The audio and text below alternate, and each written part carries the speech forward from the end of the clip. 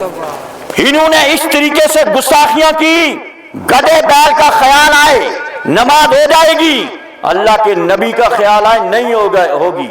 یہ کس کا عقیدہ؟ دیوبندیوں کا ہے، وہابیوں کا ہے، اور ہم سنیوں کا عقیدہ بھی سنو، جب تک نماز کے اندر خیال مصطفیٰ نہ آئے اس وقت تک نماز کامل و مکمل ہو ہی نہیں سکتی۔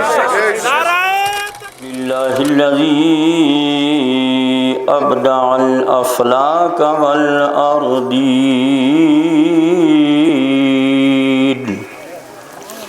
والعاقبۃ للمتقین۔ دو اعمال جب تک انسان کا ایمان و عقیدہ پختہ نہیں، اس کا کوئی عمل صالح اللہ کی بارگاہ میں قبول نہیں۔ عقیدہ اعمال کے لیے بنیاد ہے۔ ایمان و عقیدہ ایک مضبوط بنیاد ہے۔ حضرات، ہم اور آپ مکانات تعمیر کرتے ہیں، دکانیں تعمیر کرتے ہیں، اگر ہمارے مکان کی، دکان کی، کسی بھی منزل کی بنیاد پختہ نہیں ہے تو دیوار اوپر کھڑی نہیں ہو سکتی، بہت اچھی بات، چھت کھڑی نہیں ہو سکتی۔ اگر بنیاد کمزور ہے دیواریں بھی کمزور ہیں، چھت بھی کمزور ہے۔ اگر ہمارا ایمان و عقیدہ کمزور ہے ہماری نمازیں بھی کمزور ہیں، حج بھی کمزور ہیں، صدقات و خیرات بھی کمزور ہیں، روزے بھی کمزور ہیں، ہر عمل صالح کمزور ہے۔ توجہ ہے نا؟ گویا عقیدہ مثل بنیاد ہے اور اعمال مثل دیوار ہیں، اور عقیدہ اعمال پر مقدم ہے، ایمان و عقیدہ پہلے، اعمال بعد میں۔ ایمان و عقیدہ پہلے، نماز بعد میں۔ ایمان و عقیدہ پہلے، روزے بعد میں۔ ایمان و عقیدہ پہلے، حج بعد میں۔ پہلے صدقات و خیرات بعد میں۔ ایمان و عقیدہ پہلے، نفلی جتنے بھی صدقات یہ سب بعد میں ہیں، پہلے ایمان چاہیے۔ یہی وجہ ہے کہ قرآن مقدس میں کافی جگہوں میں اللہ تبارک و تعالی نے اپنے مومنین کو خطاب فرماتے ہوئے فرمایا، اے ایمان والو تم پر روزے فرض کیے گئے، اے ایمان والو روزے تم پر فرض، یا ایھا الذین آمنوا کتب علیکم الصیام، یہ نہیں فرمایا یا ایھا الناس، اے لوگو تم پر روزے فرض ہوئے۔ ناس میں ایمان والے بے ایمان سب داخل ہیں۔ تو پتہ چلا کہ روزہ رکھنے سے پہلے ایمان کا ہونا ضروری، روزہ سے پہلے ایمان کا ہونا ضروری، اور نماز سے پہلے ایمان کا ہونا ضروری، حج کرنے سے پہلے ایمان کا ہونا ضروری، زکوٰۃ و خیرات دینے سے پہلے ایمان کا ہونا ضروری۔ جب تک ہمارے اندر ایمان نہیں، عقیدہ صحیح نہیں، درست نہیں، ہمارا کوئی عمل صالح قابل قبول نہیں، کوئی بھی عمل اللہ کی بارگاہ میں قبول نہیں۔ اللہ تبارک و تعالی نے قرآن مقدس میں فرمایا، لا تعتذروا قد کفرتم بعد ایمانکم۔ اس آیت کا شان نزول اللہ تبارک و تعالیٰ کے نبی کریم صلی اللہ تعالیٰ علیہ وسلم تشریف فرما ہے، غلامان مصطفیٰ بھی بارگاہ نبوی میں بیٹھے ہوئے ہیں۔ ایک اعرابی آتا ہے، شخص آتا ہے، عرض کرتا ہے، یا رسول اللہ میرا اونٹ گم ہو چکا ہے، آقا ڈھونڈتے ڈھونڈتے تھک گیا ہوں، یا رسول اللہ اونٹ نہیں مل رہا۔ اللہ کے نبی کریم صلی اللہ تعالی علیہ وسلم نے فرمایا میرے غلام اس پہاڑی کو عبور کر کے اس طرف جاؤ، تمہارا اونٹ ایک جھاڑی میں الجھا ہوا ہے۔ پہاڑ کے اس جانب جاؤ، تمہارا اونٹ اس جھاڑی میں الجھا ہوا ہے۔ صحابہ کرام تھے، وہی ایک دل کا کالا بھی بیٹھا ہوا تھا، کسی کو پتا نہیں تھا یہ ایسا ہوگا۔ جب اللہ کے نبی نے یہ فرمایا نا پہاڑی کے اس طرف جاؤ، تمہارا اونٹ وہاں مل جائے گا، ایک جھاڑی میں پھنسا ہوا ہے۔ وہ بولا کیا نبی بھی غیب جانتے ہیں؟ استحزن بولا، تمسخر سے بولا، اچھا کیا یہ نبی غیب جانتا ہے؟ اتنا کہنا تھا، صحابہ کرام کی آنکھیں غصے سے سرخ ہو گئیں،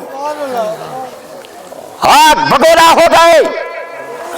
صحابہ کرام نے گرجتی آواز سے کہا او گستاخ، کیا پڑھ رہا ہے تو؟ اس کو پینترے کو بدلتے ہوئے بولا۔ یہ لوگ پینترا بڑا جلدی بدلتے ہیں، فوری طور پینترا بدلا۔ بولا نہیں، میں نے اس لیے کہا تاکہ سفر اچھا کٹ جائے۔ استغفر اللہ۔ اتنا کہنا تھا، اللہ تعالیٰ نے جبریل کو بھیجا، جبریل جاؤ میرے محبوب کو کہہ دو آیت کریمہ کا نزول ہو گیا، لا تعتذروا قد کفرتم بعد ایمانکم، ارے تم ایمان لانے کے بعد کافر ہو چکے ہو، اب تمہارا کوئی بہانہ اللہ کی بارگاہ میں قبول نہیں ہوگا۔ سبحان اللہ، سبحان اللہ، اللہ اللہ۔ آج لوگ کہتے ہیں جناب سنی لوگ کفر کا فتویٰ لگا دیتے ہیں، توجہ ہے؟ یہ کہتے ہیں نہیں جناب سنی علماء مسلمانوں کو کافر بناتے ہیں۔ ہم کہتے ہیں بتاؤ، یہ جس نے نبی کی بارگاہ میں تمسخرن اور ٹھٹھے بازی کر کے جس نے کہا تھا کیا نبی غیب جانتا ہے، اس کے ٹوپی بھی تھی، داڑھی بھی تھی، وہ مولوی بھی کہلاتا تھا۔ تو اللہ تعالیٰ نے فرمایا اپنے آپ کو صاحب ایمان بھی کہتا تھا اور نبی کی ابتدا میں نمازیں بھی پڑھتا تھا۔ نبی کی ابتدا میں نمازیں بھی پڑھتا تھا، اور ایک نماز نہیں 5 وقتہ نماز نبی کی ابتدا میں پڑھتا تھا۔ نبی کی ابتدا میں نماز پڑھنے والا، 5 وقتہ نماز پڑھنے والا، نبی کی ابتدا میں نمازیں ادا کرنے والا، اگر قرآن مقدس کی روح سے ادنا گستاخی کرے نبی کی بارگاہ میں، وہ کافر ہو سکتا ہے، اور جو منہ بھر کے نبی کی شان میں گستاخیاں کریں کیا وہ کافر نہیں ہو سکتے؟ وہ بدرجہ اولا کافر ہوں گے۔ رب نے فرمایا اب بہانہ نہیں چلے گا، تو کافر ہو چکا ہے۔ مسلمانوں ابھی انشاءاللہ آپ سماعت کریں گی، میں آپ کو بتانا چاہتا ہوں آپ کبھی ایسے لوگوں کے، ایسے مولویوں کے فریب میں مت آنا جو آپ کے سامنے آئے یہاں آ کے تقریریں کریں گے، نہیں جی ہمارے اکابر نے تو ایسا نہیں لکھا، ہمارے اکابر نے تو نبی کی بارگاہ میں کوئی گستاخی نہیں کی، یہ اتنی کتابیں انہی کی پڑھی ہوئی ہیں، انہی کے علماء کی ہیں، میز پر ہیں، سامنے ہیں، جن میں کفر ہی کفر انہوں نے بتا ہوا ہے۔ مجھے آپ یہ بتائیے ہمارا اور ان کا کوئی زمینی معاملہ تو نہیں ہے نا، کوئی مکان دکان کا معاملہ نہیں، کوئی ہماری زمین نہیں انہوں نے کھائی، ہمارا مکان ہماری دکان نہیں ماری، آخر ہمارا اور ان کا جھگڑا کیا ہے؟ ہماری اور ان کی لڑائی کیا ہے؟ لڑائی فقط کیا ہے؟ عظمت رسول اللہ کی، یہ نبی کے دربار کی، نبی کی بارگاہ کے گستاخ ہیں، ان کے بڑے بھی گستاخ گزرے، یہ بھی گستاخ ہیں۔ اور اس آیت کریمہ کی روشنی میں آپ سمجھ جائیں گے کہ نبی کریم علیہ السلام کی حیات ظاہری میں بھی ایسے گستاخ تھے جو نبی کریم علیہ السلام کی مسجد نبوی میں نمازیں بھی پڑھتے تھے، جب آقا کی بارگاہ میں آتی تو دعوے کرتے یا رسول اللہ آپ اللہ کے رسول ہیں، آپ اللہ کے نبی ہیں، آپ اللہ کے بڑے پیارے ہیں، بڑے برگزیدہ بندے ہیں، لیکن جب اپنی مدرسوں میں جاتے تو کہتے اس نبی کو پیٹھ کے پیچھے کا علم نہیں، اس نبی کو دیوار کے پیچھے کا علم نہیں، یہ نبی کچھ نہیں جانتا، استغفر اللہ، یہ کہتے رہے۔ اللہ تبارک و تعالیٰ کے نبی کوئی بات بھی اس وقت تک نہیں کہتے تھے، فرماتے تھے جب تک کہ اللہ کی طرف سے وحی نہ ہو جائے۔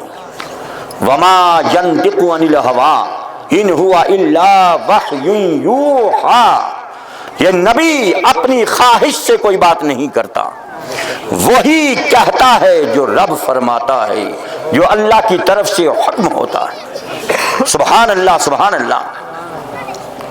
منافقین کا یہ طریقہ کار تھا، گستاخوں کا یہ طریقہ تھا کہ جب نبی کی بارگاہ میں آتے تو کہتے آپ اللہ کے نبی ہیں، آپ اللہ کے رسول ہیں، اللہ کے پیغمبر ہیں، لیکن جب اپنی مدرسوں میں جاتے تو نبی علیہ السلام کی گستاخی کرتے، آقا علیہ السلام کی عیب جوئی کرتے تھے۔ اللہ تعالیٰ کو نبی کریم علیہ السلام کی ابتدا میں مومنین کے ساتھ مل کر کے منافقین کا نماز پڑھنا پسند نہ آیا، تو اللہ تعالیٰ نے قرآن مقدس میں سورہ منافقون کو نازل فرما دیا۔ زور سے کہہ دو سبحان اللہ۔ 28 پارے میں اس سورت کا نام بھی ہے سورہ منافقون، سورہ منافقون، رب نے نشاندہی فرما دی۔ اور اللہ تبارک و تعالی نے فرمایا ہے محبوب آج جمعے کا دن ہے،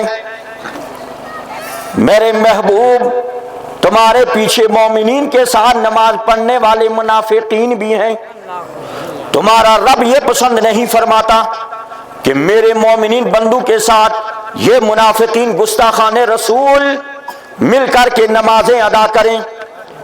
آج میرا حکم ہے جو جو تمہارے گستاخ ہیں اپنی مسجد نبی سے نکال کر کے باہر کر دو۔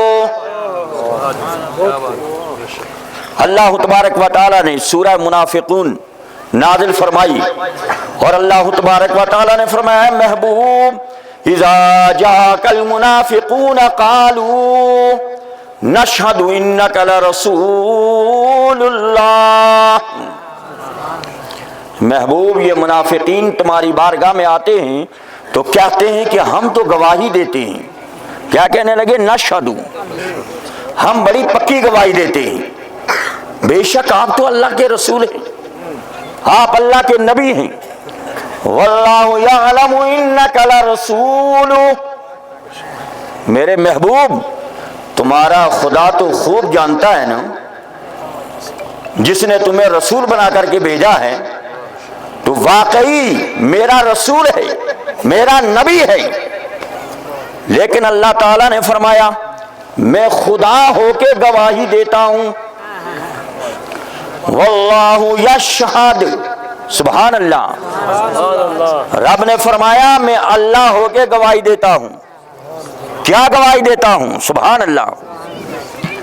اللہ تعالیٰ نے فرمایا واللہ یشہد ان المنافقین لکاذبون، رب نے فرمایا محبوب یہ گستاخ، یہ منافق اپنی باتوں میں جھوٹے ہیں،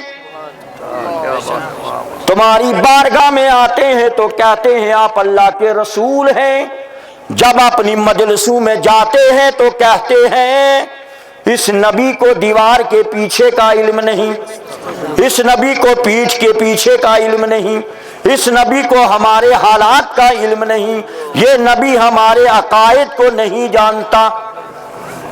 حالانکہ نبی اللہ کی عطا سے سب کچھ جانتا ہے، لیکن کہتا تب ہے جب اللہ کی طرف سے آرڈر ہوتا ہے، جب اللہ کی طرف سے حکم ہوتا ہے۔ سبحان اللہ سبحان اللہ۔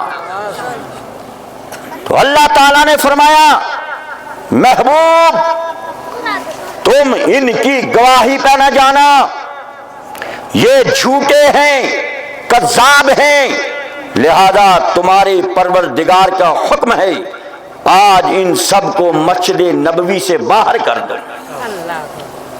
جمعے کا دن تھا، اللہ کے نبی کریم علیہ الصلاۃ والتسلیم نے اعلان فرما دیا کہ اے وہ لوگوں جو جو میرے گستاخ ہو میری مسجد نبی سے باہر نکل جاؤ۔ یہ پہلا اعلان تھا، گستاخ نکلے نہیں، کفر بڑا پکا تھا ان کا۔ ایک دوسرے کو اشاروں میں کہنے لگے ہم تو بڑی تعداد میں ہیں، اس نبی کو کیا پتا کتنے ہیں، لہذا بیٹھے رہو۔ اللہ کے نبی نے دوسرا حکم فرمایا کہ اے وہ لوگوں جو جو میرے گستاخ ہو میری مسجد سے نکل جا، ورنہ ایک ایک کے نام لے لے کے نکال دوں گا۔ سبحان اللہ۔ جب دوسرا اعلان ہوا کہنے لگے یار کتنوں کے نام لے گا، ہم تو سینکڑوں کی تعداد میں۔ کفر پکا تھا نا۔ کیا بات ہے جی، کیا بات ہے۔ حالانکہ ان عقل کے اندھو کو پتا نہیں تھا جو نبی ہوتا ہے تمہارے نام کیا، وہ ساری کائنات کی مخلوقات کے نام بھی جانتا ہے، وہ ساری مخلوقات کو جانتا ہے، ہر ایک کے نام بھی جانتا ہے، ولدیت بھی جانتا ہے، سکونت بھی جانتا ہے، اللہ کی عطا سے سب کچھ جانتا ہے۔ دوسری مرتبہ جب فرمایا ایک ایک کے نام لے لے کے نکال دوں گا، نکل جاؤ، اس میں پھر بھی تمہاری کچھ عزت بچ جائے گی۔ کفر اتنا پکا، کہنے لگے یار کتنوں کے نام لے گا نبی، 2 4 10 20 15 کے لے گا نام۔ اللہ کے نبی کریم علیہ الصلوۃ والتسلیم جب تیسری مرتبہ اللہ کے نبی نے اعلان فرمانا شروع کیا، اللہ کے نبی نے نام لینا شروع کیے۔ اللہ کے نبی نے فرمایا اخرج یا فلاں فإنک کا منافق، اخرج یا فلاں فإنک کا منافق، اخرج یا فلاں فإنک کا منافق۔ اللہ کے نبی نے فرمایا اے فلاں ابن فلاں، اے فلاں جگہ رہنے والے کھڑے ہو جا، تو بھی منافق ہے، اے فلاں تو بھی منافق ہے، اے فلاں تو بھی منافق ہے۔ حدیث پاک میں آتا ہے اللہ کے نبی نے 300 مردوں کے نام لیے اور 170 عورتوں کے، جو آخری صف میں تھی 470 مرد و عورتوں کے نام لے لے کر کے، ماں ولدیت ماں سکونت نام لے کر کے مجلس سے باہر کر دیا۔ سبحان اللہ سبحان اللہ۔ بہت اچھی۔ اگر یہ پہلے نکل جاتے اتنی رسوائی نہ ہوتی۔ اب تو جناب پتا چل گیا نا، ملا سلونی والے کو بھی پتا چل گیا کہ ہمارے محلے میں کتنے تھے، منڈی والوں کو پتا چل گیا کہ یہاں کتنے منافق تھے، کیوں چہرے سامنے آ گئے نا، نام سامنے آ گئے، ولدیت بھی سکونت بھی۔ جناب لوگ بڑے ہوشیار ہوتے ہیں، سب نے نام لکھ لیے کہ اچھا آئندہ ان کے ساتھ تعلقات نہیں رکھنے، کیونکہ یہ نبی کی بارگاہ کے دھتکارے ہوئے ہیں، یہ نبی کی مجلس کے نکالے ہوئے ہیں۔ اللہ اللہ نکال دیا گیا، سینکڑوں کی تعداد میں نکل رہے ہیں۔ اس روز کچھ اچھا ہوا کہ حضرت سیدنا عمر فاروق رضی اللہ تعالیٰ عنہ ابھی مسجد میں پہنچے نہیں تھے، ان کی لائن لگی چلے جا رہے ہیں، جناب بڑے سوٹ بوٹ سفید کپڑے لگائے ہوئے، راستے سے حضرت سیدنا عمر فاروق آ رہے ہیں۔ کیا بات۔ جب انہوں نے دیکھا یار نمازی آج جمعہ ہو گیا، کیا وجہ عمر فاروق کا جمعہ قضا، یہ اتنی تعداد میں نمازی واپس آ گئے۔ سیدنا عمر فاروق نے پوچھا بھائی کیا بات نماز جمعہ ہو گئی؟ کچھ نہ بولے، بھائی کیسے آنا ہوا؟ 2 3 4 10 15 کو پوچھا۔ حضرت سیدنا عمر فاروق سوچنے پر مجبور ہو گئے آخر وجہ کیا ہے؟ یہ بولتے بھی نہیں، جواب بھی نہیں دیتے۔ ان کو پتا تھا کہ اگر ہم کہہ دیتے ہیں عمر فاروق کو کہ ہمیں اللہ کے نبی نے مسجد سے نکال دیا ہے، پھر حضرت عمر فاروق کا فیصلہ ایک ہی ہوتا ہے، جو نبی کا گستاخ ہوتا ہے تلوار عمر کی ہوتی ہے، گردن اس گستاخ کی ہوتی ہے۔ تبھی بولے نہیں چلے گی۔ جب مسجد کے گیٹ پہ پہنچی، دیکھا بے شمار باقی نمازی وہاں، پوچھنے لگے کیا ہوا، یہ اتنی تعداد میں لوگ گی، کیا نماز ہو گئی؟ لوگوں نے عرض کیا نہیں حضور، ابھی تو نماز جمعہ کا وقت باقی ہے۔ سبحان اللہ، یہ کیوں گئے؟ اے اللہ کے نبی نے ان کو نکال دیا تبھی گئے۔ سبحان اللہ سبحان اللہ سبحان اللہ۔ اور وہ نکلنے کے بعد خاموش نہیں بیٹھے مسلمان، خاموش ایک جگہ نہیں بیٹھے، دار الندوہ میں جا کر کے انہوں نے میٹنگ شروع کر دی۔ دار الندوہ میں بیٹھ گئے، میٹنگ شروع، کہنے لگے ایسا کرتے ہیں، نبی نے تو ہمیں نکال دیا ہے، ایک ایسی مسجد تیار کرتے ہیں، تیار کرنے کے بعد نبی کے پاس جائیں گے، نبی کو کہیں گے یار ایک آدھ نماز ہمیں پڑھا دو، ایک آدھ نماز ہمیں پڑھا دو۔ جب اللہ کا نبی نماز پڑھا دے گا نا تو ہم مسلمانوں کے ایمان پہ اچھے طریقے سے ڈاکہ ڈال لیں گے، کہیں گے جی تمہارے نبی نے یہاں نماز پڑھائی ہے نا، لہذا ہم بھی اللہ والے ہیں، یہ اللہ والے ہیں نا، لہذا آ جاؤ۔ انہوں نے مسجد تیار کی، مسجد جب تیار کی، کچھ چلے نبی کی بارگاہ میں کہ اللہ کے نبی کو کہیں کہ یہاں نماز پڑھا دو۔ ادھر پروردگار عالم نے جبریل امین کو نبی کی بارگاہ میں بھیجا، رب نے فرمایا جبریل جا کے میرے محبوب کو کہہ دو لا تقم فیہ ابدا، اس مسجد میں ہرگز نہ جانا، یہ لوگوں کے نفع کے لیے نہیں بلکہ انہوں نے مسجد زرار بنائی ہے۔ زرار کا معنی ہوتا ہے ایمان کو نقصان دینے والی مسجد، مومنین کے ایمان کو انہوں نے اس طریقے سے گستاخیاں کی کہ گدھے اور بیل میں مستغرق ہونے سے بدتر۔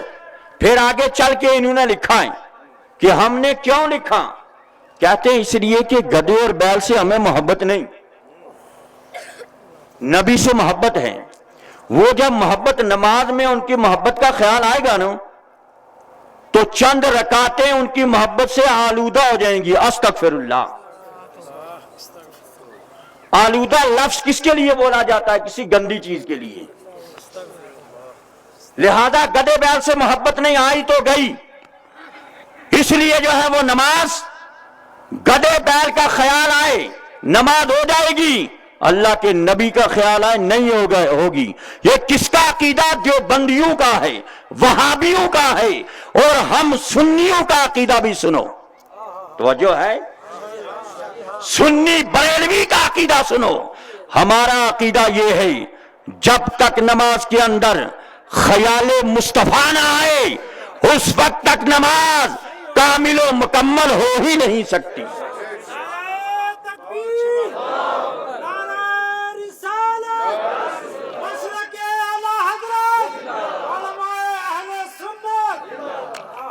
ہمارے آقا نے فرمایا الصلاۃ معراج المومنین، نماز مومنین کی معراج ہے۔ معراج کیا ہے؟ اللہ کے محبوب کا اپنے رب کو معراج کی رات دیکھنا، یہ مصطفیٰ کی معراج ہے۔ معراج کی رات مصطفیٰ کا خدا کو دیکھنا، یہ مصطفیٰ کی معراج ہے، اور نماز میں مومنین کا مصطفیٰ کو دیکھنا یہ مومنین کی معراج ہے۔ الصلاۃ معراج المومنین، نماز مومنین کی معراج ہے۔ نماز میں دیدار مصطفیٰ ہو جائے تو سمجھ لو نماز مکمل ہو گئی۔ اور ہم ہی نہیں، علامہ عبدالحق محدث دہلوی رحمت اللہ تعالی علیہ لکھتے ہیں کہ جب نمازی اس کلمے پہ پہنچے السلام علیکہ ایھا النبی، سلام ہو آپ پر اے نبی، تو اس وقت ہر نمازی دل میں خیال رکھے کہ میرا محبوب حاضر ہے۔ زور سے کہہ دو سبحان اللہ۔ اور اللہ تعالیٰ نے یہ کلمات کیوں عطا فرمائے؟ قیامت تک کے مسلمانوں کو عطا فرمائے، اور یہ حاضر کی ضمیریں ہیں۔ السلام علیکہ، یہ نہیں فرمایا السلام علیہ ان پر سلام ہو، کیا فرمایا السلام علیکہ، محبوب آپ پہ سلام ہو۔ ایھا النبی، اے نبی، سبحان اللہ۔ آج لوگ کہتے ہیں جناب سنی لوگ یا نبی سلام علیکہ یا رسول سلام علیکہ کہتے ہیں، یہ شرک یا بدعت ہے۔ ہم کہتے ہیں اب کتنا انکار کرو گے؟ نبی کی بارگاہ میں صلاۃ و سلام پڑھنے سے یہ اللہ کی شان ہے۔ جو منکر رسول ہے اگر وہ خارج نماز یا نبی سلام علیکہ نہیں پڑھتا تو رب اتحیاتوں میں اس سے پڑھا لیتا ہے السلام علیکہ ایھا النبی، اس کا ترجمہ ہے یا نبی سلام علیکہ۔ اس کا ترجمہ کیا ہے؟ یا نبی سلام علیکہ۔ خارج میں اتنے کہتے ہیں نا یا نبی سلام علیکہ، اب اس کا ترجمہ کیے السلام علیکہ، سلام علیکہ، السلام علیکہ، سلام علیکہ، ایھا النبی، اے نبی، یعنی یا نبی۔ فرق اتنا ہے، ہم یا نبی پہلے کہتے ہیں، یا نبی سلام علیکہ، اور اتحیاتوں میں یا نبی لاسٹ میں آیا ہے، السلام علیکہ یا نبی، سبحان اللہ۔ پتہ چلا کہ اگر یا نبی سلام علیکہ کہنا شرک و بدعت ہوتا تو اللہ تعالیٰ نماز میں نمازیوں کو یہ کلمات عطا ہی نہ فرماتا۔ السلام علیکہ ایھا النبی، سلام ہو آپ پر اے نبی، سبحان اللہ۔ ہندوستان پر پڑھنے والا بھی نمازی یہ کہتا ہے السلام علیکہ ایھا النبی، پاکستان سے بھی یہ کہہ رہا، دنیا کے ہر علاقے، ہر شہر، ہر ملک میں جب نمازی نماز پڑھتا ہے تو یہی کلمے کہتا ہے السلام علیکہ ایھا النبی، اللہ کے نبی کو حاضر ناظر جان کر کے کہتا ہے۔ اور ہمارا ایمان ہے، عقیدہ ہے کہ اللہ کے نبی ہر مقام پر اللہ کی عطا سے حاضر ہیں ناظر ہیں۔ اللہ کے نبی حاضر و ناظر ہیں، سبحان اللہ۔ تو بات چل رہی مصطفیٰ صلی اللہ تعالی علیہ وسلم کی عظمت و شان کی ہے۔ مسلمانوں، جو نبی کا گستاخ ہے، جو نبی کا نافرمان ہے، اس کا ٹھکانہ نہ یہاں ہے نہ وہاں ہے۔ آپ ان کی داڑھی کو مت دیکھیے، ٹوپی کو مت دیکھیے، دستار کو مت دیکھیے، یہ دیکھیے کہ اس کے دل میں عشق رسول ہے یا کہ نہیں۔ آج ہمارے سادالو مسلمان کچھ کہتے ہیں جی ہم نے تو قرآن کے پیچھے نماز پڑھنی ہے، کہتے ہیں نا بہت سارے ہیں جی امام جیسا بھی ہو ہم نے قرآن پیچھے پڑھنی ہے، لیکن دیکھنا یہ ہے کہ قرآن پڑھنے والا کون ہے، عاشق رسول ہے یا غدار رسول ہے؟ قرآن پڑھنے والا کون؟ نماز کوئی معمولی عبادت نہیں مسلمانوں، ساری عبادتوں میں اہم فریضہ یہ نماز ہے۔ نماز ایک اہم عبادت ہے، اور اس کو ادا کرنے کے لیے ہمیں امام کو بھی دیکھنا پڑے گا کہ امام کیسا ہے۔ ہم بازار میں جائیں جناب، اگر 200 روپے کی چیز لیتے ہیں، کپڑا لیتے ہیں، کوئی برتن لیتے ہیں، خوب ٹھوک بجا کر کے لیتے ہیں، جاتے ہیں نہیں؟ بازار میں دکاندار کو کہتے ہیں کپڑا ہمیں کھول کے بتاؤ، کہیں پھٹا نہ ہو، پرانا نہ ہو۔ برتنوں کو ٹھوک بجا کے لیتے ہیں.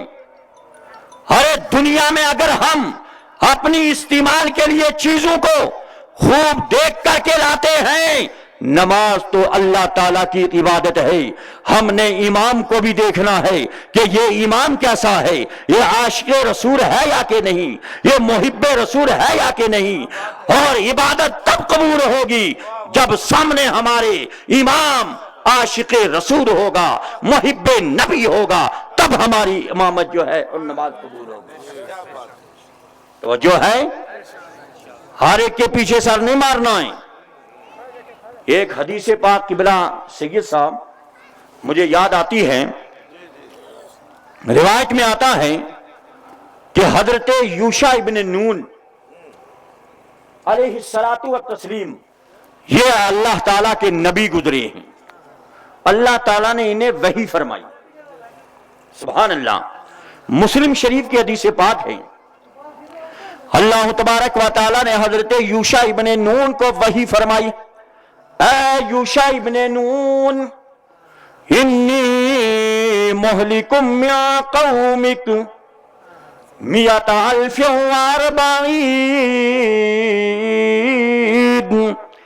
واربعین الفا من خیاریب وستین الفا من شراریب. اللہ تبارک و تعالیٰ نے فرمایا اے یوشع ابن نون، میں تمہاری قوم میں سے 1,20,000 نہیں 1,40,000 40 الف من خیارہم 1,40,000 نیکوکاروں کو اور 60,000 برے لوگوں کو ہلاک کرنے والا ہوں. توجہ فرمائیے، 1,40,000 نیک لوگوں کو بھی ہلاک کرنے جا رہا ہوں اور 60,000 گستاخوں کو ہلاک کرنے جا رہا ہوں. حضرت یوشع ابن نون نے عرض کیا پروردگار عالم، رب کائنات، یا رب العالمین، تہلک شرارہم فما بال خیارہم. یا اللہ یہ بات تو سمجھ میں آتی ہے، برے لوگوں کو، گستاخوں کو تو ہلاک کرے گا، لیکن مولا نیکوکاروں کا کیا قصور ہے؟ یا اللہ ان نیک لوگوں کو کیوں ہلاک کرے گا؟ تو جو ہے میری بات سمجھ میں آ رہی ہے؟ ذرا پیچھے والے حضرات زور سے کہہ دو سبحان اللہ. اور یہ آپ لوگوں کے پتے کی بات کر رہا ہوں، علماء کو تو پتہ ہے، لیکن آپ لوگوں کو سنا رہا ہوں یہ روایت. رب نے فرمایا میرے نبی یوشع بن نون، میں 1,40,000 نیک لوگ اور 60,000 بدکار لوگ، تیرے گستاخ لوگ، ان سب کو میں ہلاک کرنے والا ہوں. یوشع بن نون نے عرض کیا مولا بروں کو تو ہلاک کر، لیکن مولا ان نیک بندوں کو کیوں ہلاک کرنے جا رہا ہے؟ اللہ اللہ. پروردگار عالم نے فرمایا اے میرے نبی سنو سنو، ان کا قصور یہ ہے انہم یدخلون علی الاشرار فیواکلونہم ویشاربونہم. اے میرے نبی ان نیکوکاروں کو اس لیے میں ہلاک کرنے جا رہا ہوں، یہ گستاخوں کی مجلسوں میں جاتے ہیں، ان کے گھروں میں جا کر کے ان کے ساتھ کھاتے ہیں، پیتے ہیں اور اپنی مجلسوں میں یہ بلاتے ہیں، اس لیے میں ان سب کو بھی ہلاک کرنے جا رہا ہوں. زور سے کہہ دو سبحان اللہ. حضرات اس روایت سے پتا چلا کہ گستاخوں کی مجلس میں جانا، اپنی مجلس میں بٹھانا اور اپنی مجلس میں بٹھا کر کے کھلانا پلانا یا ان کے بکرے دیکھ کر کے جا کے کھانا، یہ باعث ہلاکت ہے، یہ خود کو ہلاک کرنا ہے. یہ میں نہیں کہہ رہا، روایت میں موجود ہے۔ سبحان اللہ۔ ہمارے لوگ کہتے ہیں نا چلو جی اور فلاں بھابی نے جناب بکرے 4-5 بنائے ہوئے، توجہ ہے، چلو بکرا کھائیں گے۔ اور میں آپ کو یہ بھی بتاؤں، گستاخوں کے ہاتھوں کا ذبیحہ بھی حرام ہے۔ گستاخوں کے ہاتھوں کا ذبیحہ بھی حرام، وہ نہیں کھا سکتے۔ اگر گستاخ رسول اپنے ہاتھوں سے حلال جانور کو ذبح کرے، وہ ذبیحہ حرام ہو جائے گا۔ اس کا ہاتھ کا ذبیحہ نہیں ہو سکتا، وہ حرام۔ لہذا مسلمانوں، آج کی مجلس میں یہ عہد کر لو، وعدہ کر لو کہ آج کے بعد ہم گستاخوں کی مجلس میں نہ جائیں گے، نہ اپنے یہاں ان کو بلائیں گے۔ بتاؤ وعدہ کرتے ہو؟ ہاتھ اٹھا، کون کون اٹھا رہا ہے؟ سبحان اللہ، سبحان اللہ۔ مولا یہ وعدہ کرانا ہمارا کام ہے اور اس کو نبھانا مولا تیرا کام ہے۔ آج کی مجلس میں آپ نے عہد کر لیا، بکرے تو خدا ہمیں گھر میں دیتا نا جی، اللہ تعالیٰ نے ہم سب کو نوازا ہوا ہے، آپ کو نوازا ہوا ہے، اور اللہ تعالیٰ جو کچھ عطا فرما رہا ہے یہ محبوب کے صدقے میں عطا فرما رہا ہے۔ دنیا کی ساری نعمتیں اور دینی نعمتیں یہ سب مصطفیٰ کے صدقے میں مل رہی ہیں۔ اللہ تعالیٰ نے زمین و آسمان کو بنایا خدا نے، اور مالک بنایا مصطفیٰ کو۔ زمین و آسمان کا خالق خدا، مالک مصطفیٰ۔ عرش و فرش کا خالق خدا، مالک مصطفیٰ۔ شمس و قمر کا خالق خدا، مالک مصطفیٰ۔ سارے جہاں کا خالق خدا، مالک مصطفیٰ۔ امام اہل سنت فرماتے ہیں خالق کل نے آپ کو مالک کل بنا دیا، دونوں جہاں ہیں آپ کے قبضہ و اختیار میں۔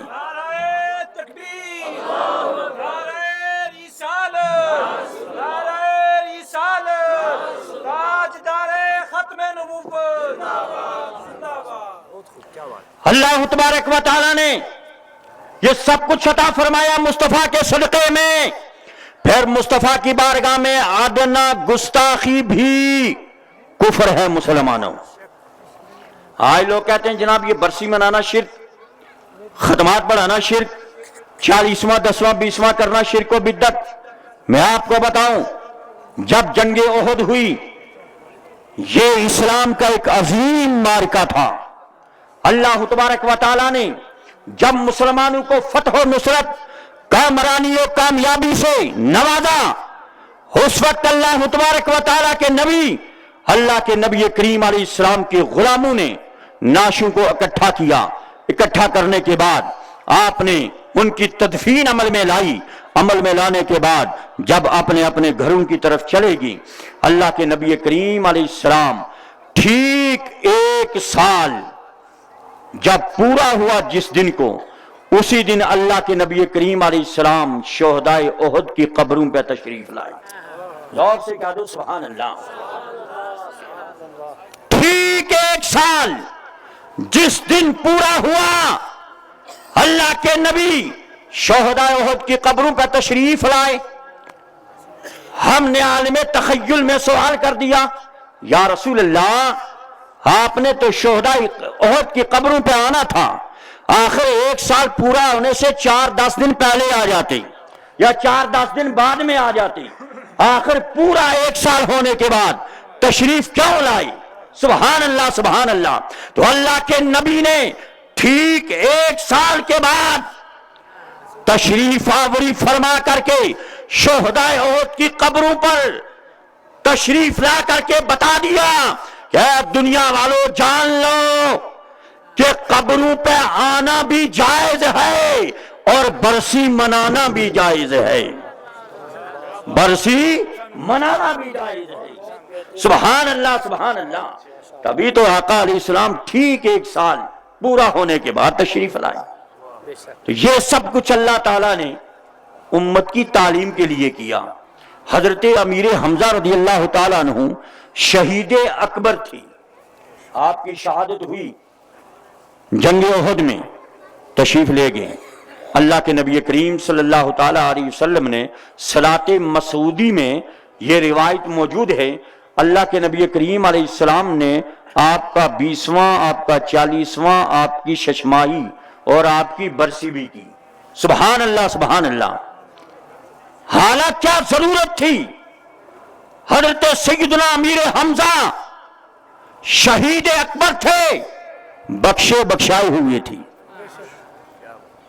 یہ اس لیے فرمائی اپنی امت کو تعلیم دینے کے لیے، تعلیم امت کے لیے کہ اے میری امت کے لوگوں، جب تمہارا کوئی رشتہ دار، والدین، اہل و اقارب میں دنیا سے کوئی بھی چلا جائے تو تم اپنے نبی کی سنت کو ادا کرتے ہوئے اس کا 10واں بھی کرو، 20واں بھی کرو، 40واں بھی کرو، ششمائی اور برسی بھی کیا کرو۔ سبحان اللہ سبحان اللہ۔ اللہ کے نبی کریم علیہ السلام کا ہر فعل ہمارے لیے ایک سبق ہے، ہمارے لیے درس ہے، ہمارے لیے قابل عمل ہے۔ جس کے بارے میں اللہ کے نبی نے فرما دیا اسے جان و دل سے ہم قبول کر لیں، جس سے منع فرما دیں فوری طور ہٹ جائیں، بعد آ جائیں۔ کیوں کہ اللہ تعالیٰ نے خود فرمایا پیارے ان کو فرما دو، جس چیز سے میں منع کروں ہٹ جاؤ، جس چیز کا حکم دے دوں اسی وقت بجا لا۔ تو حضرات اس وقت میں آپ سے یہ کہنا چاہتا ہوں، آج ہمارا اور ان کا مسئلہ کوئی لڑائی جھگڑے کا مسئلہ نہیں، ہمارا ان کے ساتھ کوئی لڑائی جھگڑا نہیں، صرف اور صرف انہوں نے اپنی کتابوں میں لکھا، اپنی تقریروں میں کہا، نبی کریم علیہ السلام کی بارگاہ میں گستاخیاں کی۔ جو گستاخ نبی ہے اس کے ساتھ ہمارا کوئی رشتہ نہیں ہے، اس کے ساتھ ہمارا کوئی رشتہ نہیں ہے۔ اور یہاں تک کہ انہوں نے اپنی کتابوں میں لکھا کہ اللہ کے نبی کے لیے علم غیب عطائی ماننا بھی شرک و بدعت ہے۔ استغفر اللہ۔ یہ اپنے مولوی کو اللہ کا رسول مانتے ہیں لیکن نبی کو اللہ کا رسول نہیں مانتے۔ دلیل اس کی دوں، مولوی اشرف علی تھانوی کا آل امداد، دیکھو یہ رسالہ بڑا پرانا رسالہ ہے، یہ ہے آل امداد رسالہ۔ اس کے صفحہ نمبر 37 پہ آپ دیکھیں، استغفر اللہ۔ عبارت لمبی ہے، میں خلاصہ بتا دیتا ہوں، پڑھ کے بھی بتا دوں گا، صرف 2 سطریں، زیادہ نہیں، 2 سطریں زیادہ نہیں۔ مولوی اشرف علی تھانوی کا ایک مرید ہے، وہ حاضر ہوا، اس نے عرض کیا حضور رات کو میں نے خواب میں دیکھا ہے، میں دیکھا خواب کی حالت میں کلمہ پڑھتا ہوں تو کلمہ پڑھنے میں بجائے رسول اللہ کے نام آئے آپ کا نام بار بار میری زبان پہ آتا ہے۔ استغفر اللہ۔ پھر اس نے کہا میں نے بڑی کوشش کی آپ کا نام نہ آئے، لیکن جہاں میں نے کہنا تھا لا الہ الا اللہ محمد رسول اللہ تو وہاں محمد کی جگہ آتا اشرف علی رسول اللہ۔ استغفر اللہ۔ پھر کہتا میں اچھا بیدار ہو گیا، بیدار ہونے کی حالت میں میں نے سوچا مجھ سے بڑی غلطی ہو گئی ہے، کیوں نہ ہو میں دوبارہ جو ہے کلمہ پڑھ لوں۔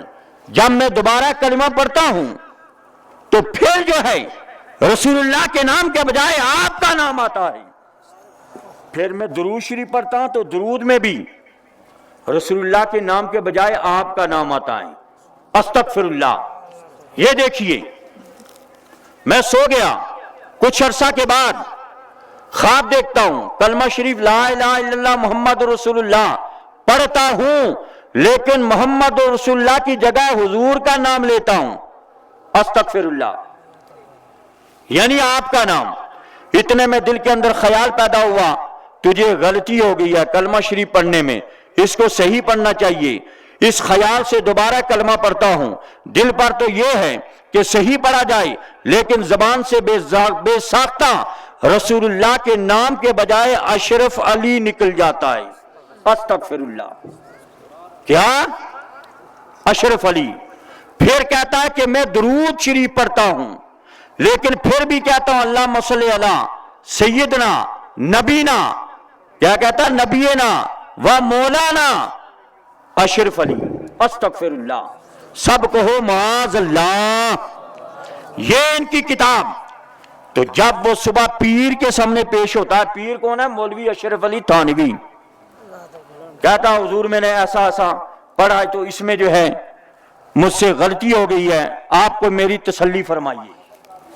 اب پیر صاحب کو تو یہ کہنا چاہیے تھا کہ تم نے کفر کر دیا ہے، جواب یہی تھا نا کہ تم سے کفر صادر ہوا، فوری طور تم کلمہ پڑھ کر کے مسلمان بن جاؤ، تجدید ایمان، تجدید نکاح کر لو، اگر نکاح کیا ہے پہلے تجدید نکاح کر لو، شادی شدہ ہو تو۔ لیکن پیر صاحب کیا کہتے ہیں؟ جب اپنے مرید کی بات سنتے ہیں خوشی سے کہتے ہیں ارے اس واقعے میں تسلی تھی کہ جس کی طرف تم رجوع کرتے ہو وہ بے عین ہی تعالی متبع سنت ہے۔ استغفر اللہ،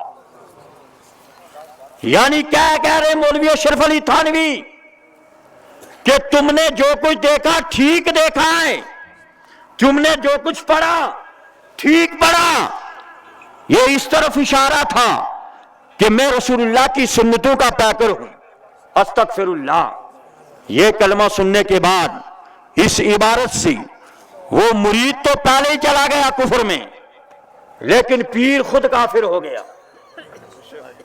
تو حضرات ان لوگوں کے نزدیک اشرف علی تھانوی ان کا رسول، ان کا نبی، لیکن ہمارے نبی جو سید الانبیاء والمرسلین ہیں، امام الاولین والآخرین ہیں، انیس الغریبین ہیں، رحمت للعالمین ہیں، راحت العاشقین ہیں، مراد المشتاقین ہیں، وہ جناب محمد رسول اللہ صلی اللہ تعالی علیہ وسلم ہیں۔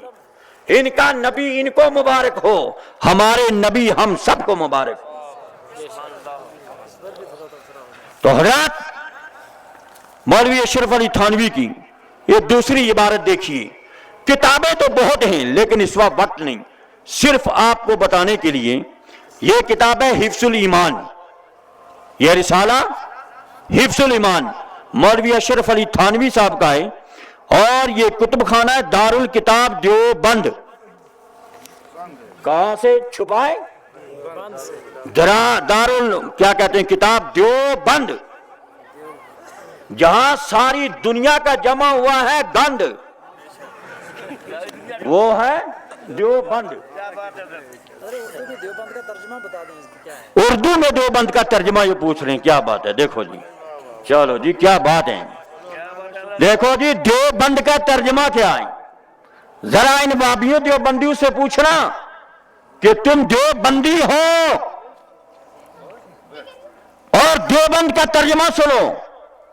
دیو فارسی میں شیطان کو کہتے ہیں، دیو شیطان کو کہتے ہیں، بند کہتے ہیں قید کو، اور یہ ہے اضافت مقلوبی، اصل میں ہے بندے دیو، جہاں شیطان قید ہوں، بند ہوں، اسے کہا جاتا ہے دیو بند، اسے کیا کہا جاتا ہے؟ دیو بند۔ تو پتہ چلا کہ جس مقام پر شیاطین سارے کے سارے قید ہیں اس کا نام ہے دیوبند۔ تو جب وہاں دیوبندی جو ہے شیطان قید ہوں گے تو ان کی زبان سے وہی نکلے گا جو شیطانوں کی زبان سے نکلتا ہے، توجہ ہے نا؟ تو انہوں نے حفظ الایمان میں لکھا نبی کریم صلی اللہ تعالی علیہ وسلم کے علم کے تعلق سے، استغفر اللہ، بہرکیف آپ عبارت سن لیں، آپ کی ذات مقدسہ پہ علم غیب کا حکم کیا جانا اگر بقول زید صحیح ہو تو دریافت طلب یہ امر ہے کہ اس غیب سے مراد بعض غیب ہے یا کل غیب ہے؟ کہہ رہے ہیں کہ حضور علیہ السلام کے لیے مان لو اگر علم غیب ہے. پہلے تو کہتے ہیں نبی کو کوئی غیب نہیں، مان ہی لو اگر ہے تو یہ نبی کو جو ہے غیب کلی ہے یا جزئی ہے؟ غیب کلی ہے یا جزئی ہے؟ وہ کہتے ہیں اگر بعض علوم غیبیہ مراد ہوں تو اس میں حضور کی کیا تخصیص ہے؟ ایسا علم غیب تو زید، عمر، بلکہ ہر سبی، مجنون، بلکہ جمیع حیوانات، بہائم کے لیے بھی حاصل ہے. استغفر اللہ استغفر اللہ. آپ عام لوگوں کو سمجھ نہیں آئی ہوگی. مولوی اشرف علی تھانوی لکھتے ہیں کہ اگر حضور علیہ السلام کے لیے بعض علم غیب مانا جائے تو اس میں نبی کی کیا تخصیص ہے؟ ایسا علم غیب ہر آدمی، ہر زید، عمر، بکر، ہر پاگل، مجنون، ہر جانور کو اور ہر جو ہے بہائم کو بھی حاصل ہے. استغفر اللہ. یعنی نبی کے علم کو انہوں نے جانوروں اور پاگلوں کے علم سے تشبیہ دی. بتاؤ جو مولوی اللہ کے نبی کے علم کو پاگلوں، جانوروں سے تشبیہ دے، مسلمانوں تم خود جواب دو، وہ مسلمان ہو سکتا ہے کیا؟ وہ کافر ہی ہوگا، وہ ہرگز مسلمان نہیں ہو سکتا. یہ ان مولویوں کے عقیدے ہیں. ابھی تو بہت سارے عقیدے ہیں، ہم کیا کیا بتائیں. اگر ان کے عقائد دیوبند گندے عقائد ہم پیش کرنے لگیں تو یہ رات ختم ہو جائے گی. ان کی جو ہے وہ گندگی والے عقائد وہ ختم نہیں ہوں گے. مسلمانوں کہنے کا مطلب یہ ہے. آخر میں آپ کو کہہ دوں، مسلم شریف کی حدیث پاک ہے، اللہ کے نبی کریم علیہ السلام نے فرمایا بنی اسرائیل میں 72 فرقے تھے، میری امت میں 73 ہوں گے. کتنے ہوں گے؟ 73. اور بتاؤ جو نبی فرما دیں وہ ہو کر کے رہے گا یا کہ نہیں؟ وہ حق ہے، وہ سچ ہے. اللہ کے نبی نے فرمایا بنی اسرائیل میں 72 تھے، میری امت میں 73 ہوں گے، اور 73 میں سے 72 کے 72 جہنم میں جائیں گے، ایک جنتی ہوگا. کیا فرمایا؟ صحابہ نے عرض کیا یا رسول اللہ وہ جنتی ملت کون سی ہوگی، وہ جماعت کون سی ہوگی، اس کی پہچان کیا ہوگی؟ اللہ کے نبی کریم علیہ السلام نے فرمایا جو میری سنت اور میرے صحابہ کرام کی جماعت کی سنت پہ چلنے والی ہو. سبحان اللہ. جس کا اردو میں ترجمہ ہے اہل سنت و جماعت، اہل سنت والجماعت. وہ کون سی ہے؟ یہ وہ حق جماعت ہے جسے آج کے دور میں سنی بریلوی جماعت کہا جاتا ہے. آج کل یہ بھی اپنے آپ کو اہل سنت و جماعت کہنے لگے ہیں.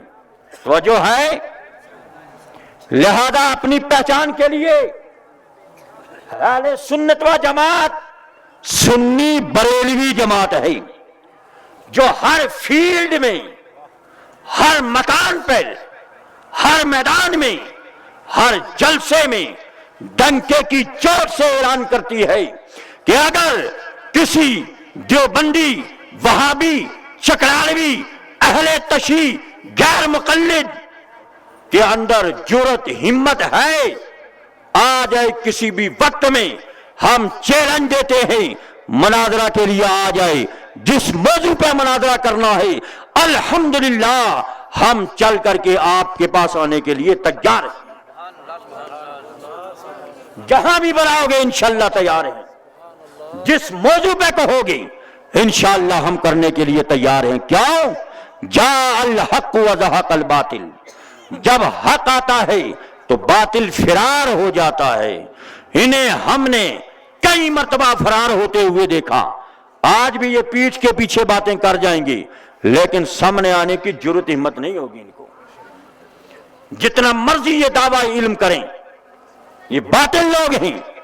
مسلمانوں ان سے بچنا ہے، ان سے میل جول رکھنا، ناجائز و حرام ان کی مجالس میں جانا، اپنی مجالس میں بلانا ناجائز و حرام، تنا تن سنی بن کر کے رہو، خالص سنی بریلوی بن کر کے رہو۔ اللہ کے نبی کریم علیہ السلام نے فرمایا ید اللہ علی الجماع، اللہ کا دست قدرت بڑی جماعت پر ہے۔ کس پر ہے؟ جو دنیا میں سب سے بڑی جماعت، اس پہ اللہ تعالیٰ کا دست قدرت ہے۔ اور اللہ کے نبی کریم علیہ السلام نے فرمایا اتبعوا السواد الاعظم، اے لوگو تم بڑی جماعت کے دامن کو پکڑ لینا، سواد اعظم کو پکڑ لینا۔ من شذا شذا فی النار، جو بڑی جماعت سے ہٹ جائے گا وہ جہنم کے گڑھے میں جا کر کے گرے گا۔ ہمارے اور آپ کا فرمان آخر میں بڑی اختصار میں کہنا چاہتا ہوں، کائنات عالم میں ہم ڈنکے کی چوٹ پر کہتے ہیں پوری دنیا میں سب سے بڑی جماعت اگر دیکھنی ہے تو وہ سنی بریلوی جماعت ہے، وہ سنی بریلوی جماعت ہے۔ باقی جتنے بھی 72 فرقے ہیں یہ 80% ہیں، اور یہ جو ہے 40% ہیں۔ اکیلے سنی بریلوی جماعت جو ہے یہ 80% ہیں۔ اگر اس کا اندازہ لگانا ہے، اس گاؤں کا نام کیا ہے؟ سلونیا۔ یہیں سے اندازہ لگا لیجئے۔ سلونیا والے ذرا کل اکٹھے ہو جانا، سارے پورے گاؤں والوں کو اکٹھا کرو، خدا کی قسم تمہیں سنی ہزاروں کی تعداد میں ملیں گے۔ کوئی دیوبندی، وابی، اہل تشیع، یہ سب ملا کر بھی سنی کی تعداد تک نہیں پہنچیں گی۔ ایسا ہے یا کہ نہیں؟ اگر اور آگے بڑی جماعت کی نشانی دیکھنی ہے تو چلو لال شریف کی دھرتی پہ، سبحان اللہ، حضرت بابا جی سب لاروی رحمت اللہ تعالی علیہ کے عرص پاک پہ یہ لاکھوں کا مجمع کس کا ہو رہا ہے؟ یہ سنیوں کا ہے مسلمانوں، سبحان اللہ۔ یہ سنی لوگ اکٹھے ہوتے ہیں۔ اگر اور زیادہ ہے، اپنی کثرت کی دلیل دیکھنا چاہتے ہو، چلو 25 صفر المظفر کو بریلی شریف کی دھرتی پہ اور سے اعلی حضرت پہ 8-10 لاکھ کا مجمع یہ سنیوں کا ہوتا ہے۔ کائنات عالم میں اتنا بڑا مجمع کسی دیوبندی، وابی، چکرالوی، غیر مقلد کا نہیں ہوتا ہے۔ اور اس سے بھی اگر بڑھ کر کے دیکھنا ہے، چلو 6 رجب کو اجمیر شریف کی دھرتی پہ 6 رجب کو دیکھو، یہ 15 لاکھ یا اس سے بڑھ کر کے اتنا بڑا مجمع یہ سنیوں کا ہے، دیوبندیوں کا نہیں، وابیوں کا نہیں، غیر مقلدوں کا نہیں۔ اللہ تعالیٰ کے نبی نے فرمایا ید اللہ علی الجماع، اللہ کا دست قدرت بڑی جماعت پر ہے۔ اور خوش ہو جا سنیوں، تمہارے اوپر اللہ کا دست قدرت ہے، اور جس پہ خدا کا دست قدرت ہو جائے وہ دنیا میں بھی کامیاب ہے، آخرت میں بھی کامیاب ہے، ہر جگہ کامیاب ہو جائے گا۔ تو کثرت سنیوں کی ہر جگہ ہے، اور آقا علیہ السلام کا فرمان بھی ہے۔ تو مسلمانوں ادھر ادھر دوڑنے کی ضرورت ہی کیا ہے؟ ہارے ہارے گارے نتھو خیرے کے پیچھے اللہ اکبر کہہ کر کے کھڑے ہو جاتے ہو۔ یہ نماز ہے، نماز یہ اللہ کی عبادت ہے، یہ کوئی دنیا کا کام نہیں، معمولی سا کام نہیں۔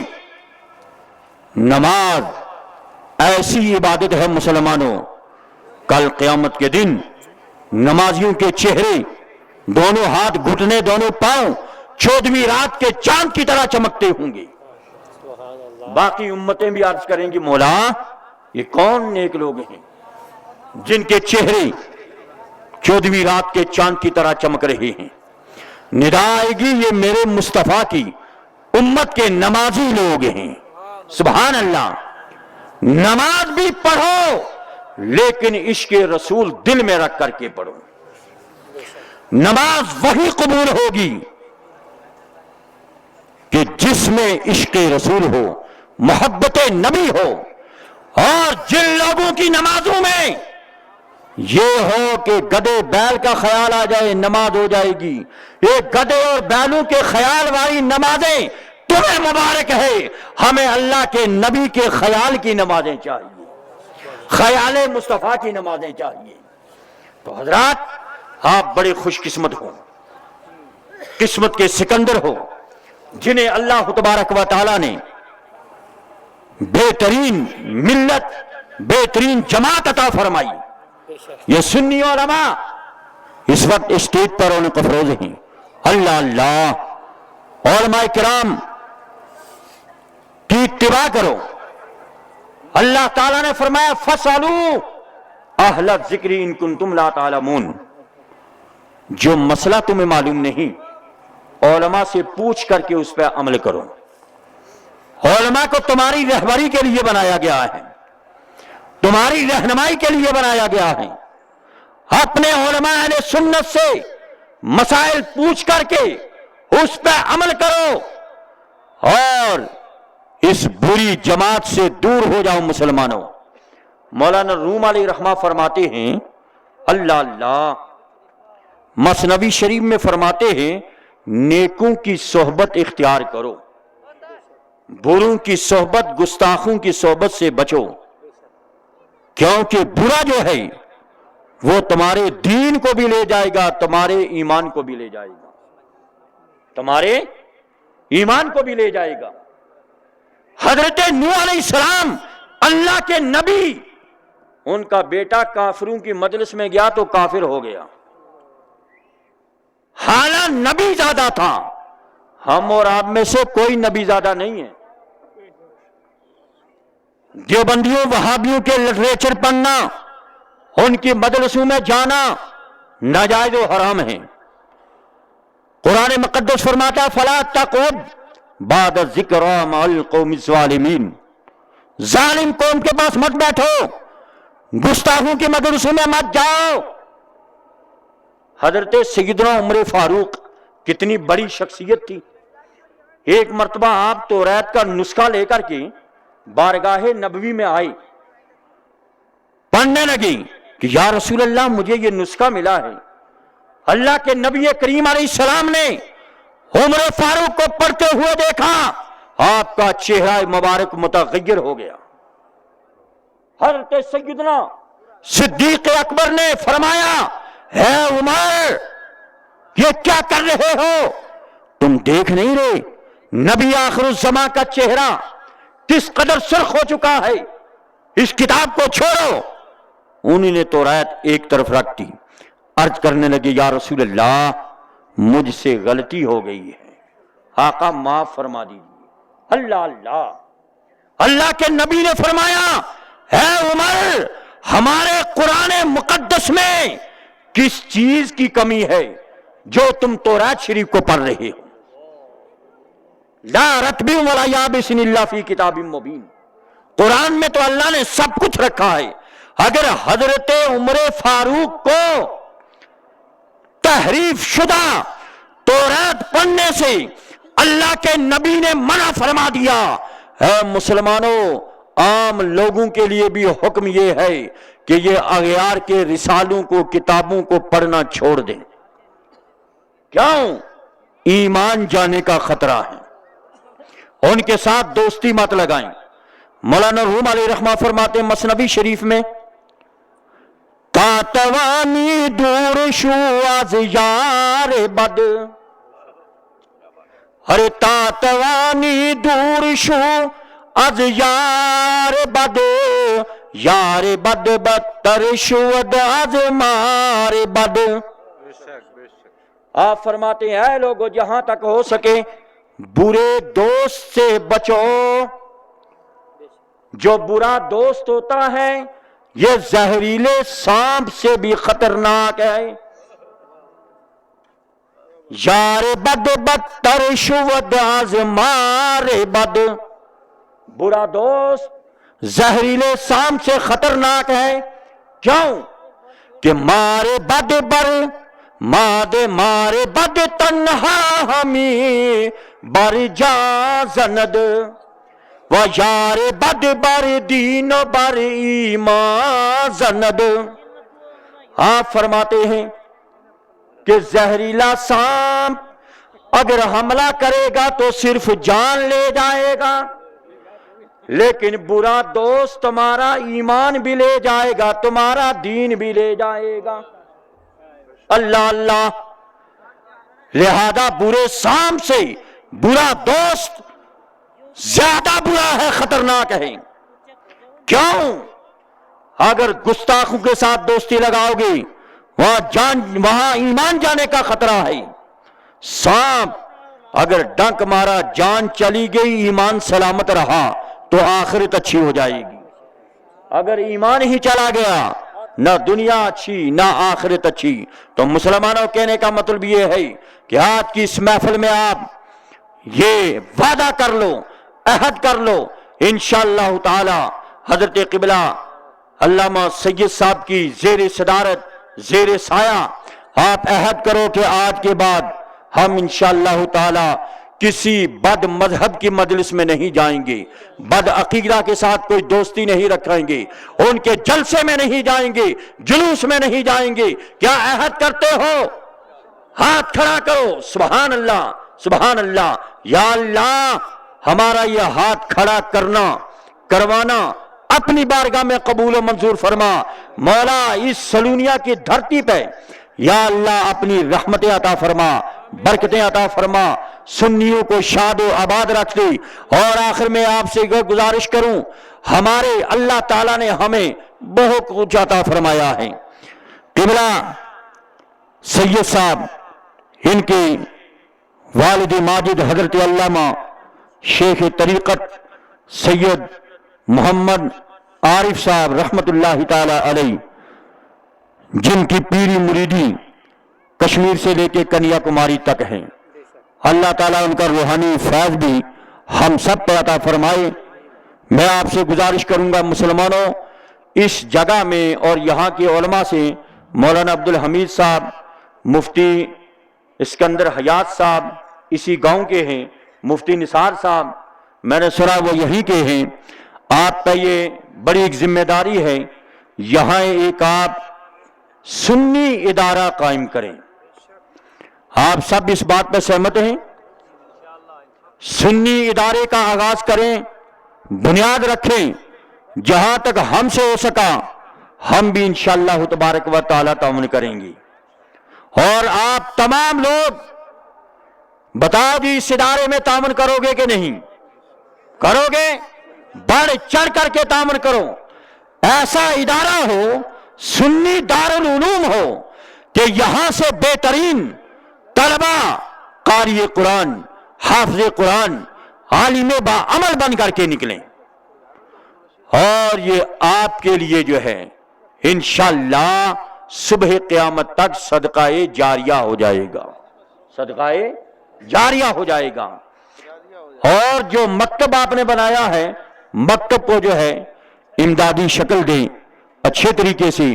اور بھی جتنے ہمارے سنی ادارے ہیں اللہ تعالیٰ ان سب میں اپنی رحمتیں برکتیں عطا فرمائے، سب کو عروج عطا فرمائے. یہ قصہ لطیف ابھی نہ تمام ہے، جو کچھ کہا آغاز باب تھا، اللہ تعالیٰ ہم سب کو اس نے عمل کی توفیق عطا فرمائے. وما علینا الا البلاغ. السلام علیکم ورحمۃ اللہ. حضرت قبلہ سید صاحب. علم نور ہے، علم نور ہے.